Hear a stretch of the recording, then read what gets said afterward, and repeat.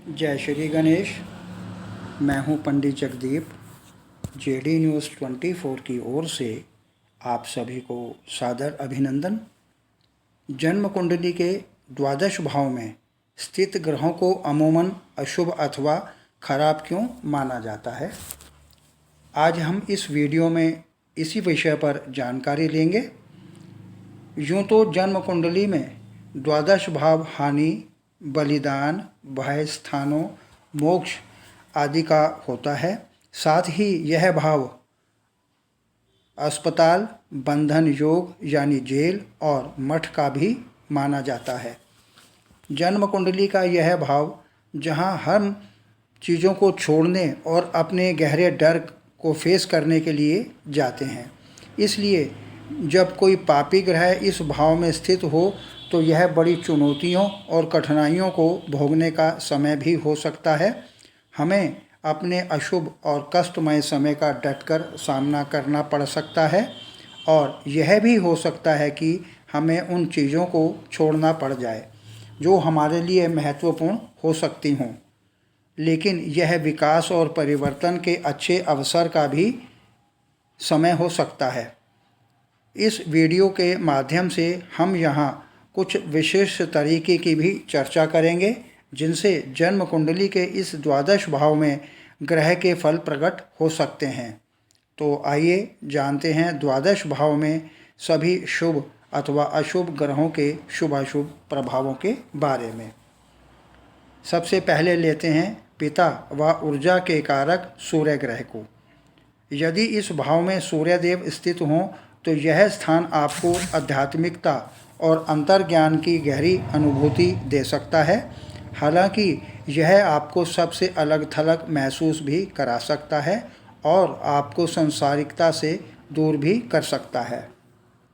मन और माता के कारक ग्रह चंद्रदेव यदि द्वादश भाव में स्थित हों तो यह भाव आपको अत्यधिक भावुक और संवेदनशील बना सकता है। आपका अपने परिवेश से एक मजबूत मानसिक संबंध भी हो सकता है। हालांकि यह आपको चिंतित और असुरक्षित भी महसूस करा सकता है। बुद्धि और विवेक के स्वामी बुध। अब यदि इस ग्रह के द्वादश भाव में स्थित होने की बात की जाए तो यह भाव आपको बहुत सक्रिय, कल्पना और अवचेतन मन की गहरी समझ प्रदान कर सकता है। हालांकि इससे आपको अपने विचारों और भावनाओं को दूसरों तक संप्रेषित करने में कठिनाई भी हो सकती है। द्वादश भाव में स्थित भौतिक सुखों के प्रदाता शुक्रदेव। यह भाव आपको दूसरों के प्रति सहानुभूति और दया की गहरी भावना दे सकता है। हालांकि यह आपको अपने स्वयं के रिश्तों से अलग थलग और अपर्याप्तता महसूस करा सकता है। द्वादश भाव और भूमि व धरणी पुत्र मंगल। यह स्थान आपको बहुत सारी छिपी हुई ताकत और दृढ़ संकल्प दे सकता है और किन्हीं विशेष परिस्थितियों में मांगलिक होने का करार भी दे सकता है। हालांकि इससे आपको गुस्सा और निराशा भी महसूस हो सकती है। पुरुषों को विद्वान और महिलाओं को विदुषी बनाने वाले व सभी ग्रहों के स्वामी बृहस्पति देव और द्वादश भाव का संबंध। यह स्थान आपको विश्वास और आशावाद की गहरी भावना दे सकता है। हालांकि यह आपको आदर्शवादी और अवास्तविकता से सामना भी करवा सकता है। द्वादश भाव में न्यायमूर्ति शनि देव के स्थित होने से यह भाव आपको कई छिपे हुए भय और असुरक्षा दे सकता है। हालांकि यह आपको दुखों और कष्टों का सामना करने और एक व्यक्ति के रूप में विकसित होने के लिए भी मजबूर कर सकता है। यहाँ सबसे महत्वपूर्ण बात यह है कि इस प्लेसमेंट द्वारा लाई जाने वाली चुनौतियों और अवसरों को सदा अवगत कराएं। 12वां घर यानी द्वादश भाव एक महान परिवर्तन का स्थान यानी एक ऐसा भाव है जहाँ परिवर्तनशीलता संभव है। इसलिए परिवर्तन और विकास के लिए खुले मन का बने रहना चाहिए। यहाँ इस भाव से ग्रहों के निपटने के लिए कुछ विशिष्ट सुझाव व उपाय बताए जा रहे हैं। नियमित रूप से गहन रूप से ध्यान में रहें। इससे आपको अपने अवचेतन मन से जुड़ने और अपनी भावनाओं को संसाधित करने में मदद मिलेगी। सुविधा अनुसार प्रकृति में अपना समय बिताएं।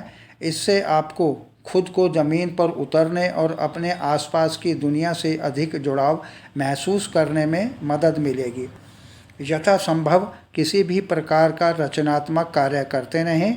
यह अपने छिपे हुए व्यक्तित्व को व्यक्त करने और अपनी चुनौतियों से निपटने का एक शानदार तरीका होगा।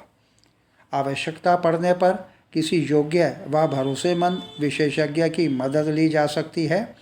विद्वान ज्योतिषविद आपकी जन्म कुंडली की स्थिति को समझने और उसके अनुसार आपको सुझाव देने में आपकी मदद कर सकते हैं। याद रखिए, जन्म कुंडली का यह भाव अशुभ या बुरा नहीं होता, बस यह रहस्य और परिवर्तन का भाव है। यदि आपके इस भाव में कोई ग्रह है तो यह भाव आपके जीवन में आने वाली चुनौतियों और अवसरों को स्वीकार करने के लिए महत्वपूर्ण होगा। आगे प्रभु इच्छा आगामी वीडियो नए प्रसंग के संग ऑनलाइन परामर्श उपलब्ध। आपकी समृद्धि की कामना सहित पुनः जय श्री गणेश। जय श्री गणेश।